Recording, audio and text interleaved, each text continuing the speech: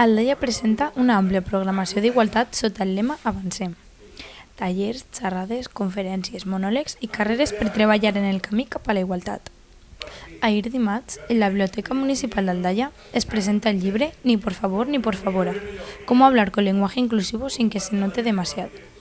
amb l'especialista María Martín Barranco. El libro trata sobre el lenguaje inclusivo, qué es y cómo hablarlo de manera correcta siguiendo la normativa de la RAE, sin saltarse ninguna norma de la Academia de la Lengua,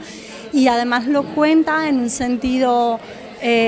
divertido, con un montón de ejemplos, utilizando la gramática de la RAE y diciendo con la gramática de la RAE en la mano cómo hablar con lenguaje inclusivo, cómo no discriminar a nadie y además cómo divertirse con el diccionario. Lo más importante que tiene el lenguaje es que sirve para comunicarnos, pero también para contar cómo es la realidad y cómo la queremos construir. No hay nada que podamos imaginar que sea sin palabras, no te puedes imaginar el mundo sin palabras, pero las palabras que utilizamos las traemos desde el siglo XVIII, que se estableció la norma académica,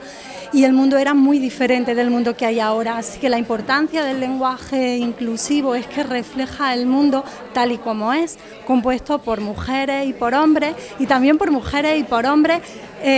con capacidades muy diferentes, con formas distintas de ver el mundo, y es muy sencillo nombrar a todo el mundo. Lo que pasa es que necesitamos practicar porque tenemos interiorizada una manera de nombrar al mundo en masculino, porque así era el mundo cuando la lengua cristalizó en una norma determinada.